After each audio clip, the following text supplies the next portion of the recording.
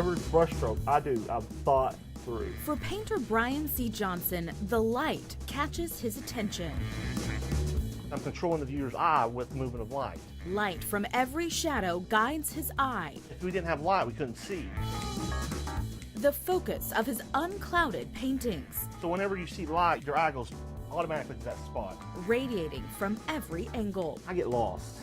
I absolutely get just lost. But before he could see the light, darkness overtook his life. That's part of the reason I started painting, to escape the conditions in my life. A back injury led to a prescription for opiates to help deal with the pain.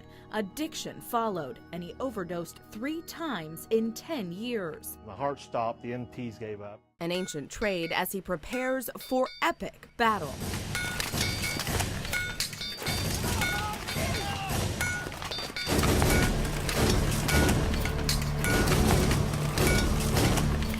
Real-life gladiators engaging in hand-to-hand fighting for fun. It is considered one of the most violent legal sports in the world. Fuller leads the Louisville Wild Bunch, an armored combat league for true adrenaline junkies. When you're out there, you will be fighting. You can even get hit in the head, and you'll get just that rush. There's this thrill when you're getting hit by an axe and not dying. Dressed like 12th century knights, suited up in up to 100 pounds of steel armor, axes, swords, and even gauntlets in hand, they clash in suffocating heat. I've always liked the outdoors. To get to the top, you've got to climb. You know, my favorite climb is the next one. And when it comes to the tree trimming business, that means reaching for the highest branch. You can't be afraid of heights. Yeah, you've got to have a healthy respect for heights. Corey Petrie is a professional tree climber. That's probably one of my favorite things, is just getting a view that nobody else will. He's co-owner of Limwalker Tree Service and spends his days among the leaves, high above the ground where few venture. You see things that most of the time other people don't see. It really does a lot to just literally and figuratively change your perspective on things. He's taken his love to the next level by competing for the title of International Tree Climbing Champion. I'm the 5-time and current state champion for Kentucky.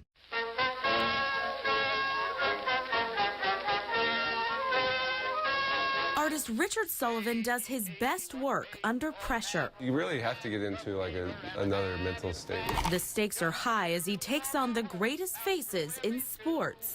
I want to get the emotion in the player's face. Using watercolors to capture the intensity of the moment. When everything's on the line and you have to be so focused and so in control of everything about yourself. Take me out to the ball game. I just try and put that into my artwork. Buy me some peanuts and Cracker Jack. It's a feeling Sullivan knows well. I still need that connection. Root for the home team. I think I know what they're going through at that moment. Well, it's 1, 2, 3 strikes, you're out at the old ball game. The Portland painter is a former professional baseball player. Loved baseball, and art was something I just did naturally. My dad played, his dad had played, so the original thought was get me into it. Down the bottom there. You guys got big circle, little circle. Started playing the game around like 5 or 6. Loved it ever since. The atmosphere, being around the boys, physical play. Throwing bodies out there. There we go! Hey, get back up, get up, get up, get up! There we go. Great team chemistry and all that. It's fun to hang out with all the guys all the time. Keep after the shooter. We'll do 2 shooters. Scoring the goals. Getting the chicks. Every November in the hockey community, it's like to call Movember. Everyone who can grows out their mustache. We got a battle ahead of us this weekend. We just got to be prepared. So let's get going down here. It's for men's health issues. So our team created a U of L ice hockey page, and we were hoping to raise money for the cause. I actually had done it last year, and I thought, you know what, I'll get the rest of the guys in on it too. I grew my first full beard when I was 18. Probably from around middle school. I could grow a nice mustache. End of middle school, I could grow a pretty gross mustache. I mean, if I grow my mustache long enough, you know, I can curl it Curl it, get a nice little wax on there, make it look nice. I think I'm just going to go with the flow, see where it goes by the end of the month.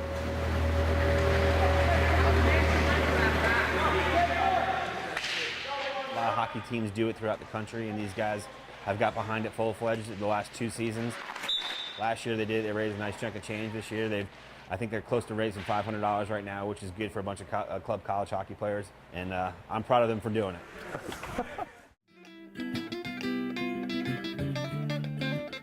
Nothing goes down smoother than toe-tapping blues. Except maybe a shot of whiskey. Kate, you want one? All right, I'll take yours. Just ask Mike Mankel, a lifelong musician and a lover of bourbon. People say, what's your favorite bourbon? I say, whatever's in my hand. When it comes to pairing the two, he's found the perfect passion project. The Bourbon Barrel Guitar Company. I absolutely fall in love with it from start to finish. The idea came to Mankel 2 years ago while enjoying his favorite spirit. Since then, he's completed 20 of the truly custom instruments that live up to his high standards. I'm a very, very, very picky listener, very picky player. After sitting abandoned for years, the old Taylor Distillery outside Frankfurt will rise from the ruins, reborn as Castle and Key. While the historic property won't open for months, a key hire is ready. Rick was one of our most integral hires at the distillery. Rick, the distillery cat. He handles everything from supervising our staff, literally watching them. He does some water purification testing, really just water drinking if we want to be true about it. Distillery cats are a Bourbon Trail tradition, the original pest control. We use a lot of corn in the process, a lot of rye, a lot of wheat, and that naturally attracts various, field mice and the like. So a cat was a simple way to kind of scare them off. The job requires the people skills to greet guests and the heart of a cold-blooded killer, not necessarily Rick's forte. While he was brought on to be a mouser, I guess, originally, we found that he was much more suited for hospitality and just guest experience on site. Lucky for him, modern-day advances mean Rick is now more of a mascot. He's a formal fella, often caught wearing a tie. He also has, a little bow tie that's more of his everyday wear. That way he looks professional, but isn't overly formal and approachable. A nice life for a cat who started life as a stray. Castle and Key adopted Rick from a local rescue after learning he has FIV, feline immunodeficiency virus. But that didn't stop them from making Rick their first official distillery cat. He's definitely pretty spoiled here as well, and it's just an opportunity for him to live the life he's deserved. Good boy.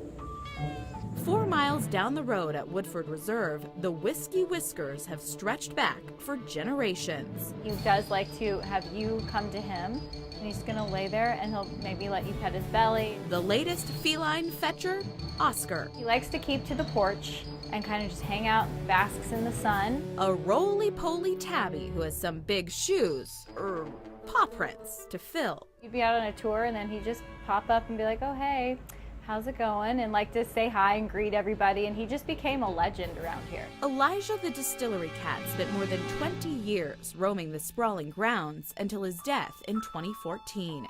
A bronze plaque now memorializes the legendary mouser's favorite spot. He was just special, and hopefully Oscar will be able to do that. As bourbon booms in the bluegrass, a new generation of the cat ambassadors is born.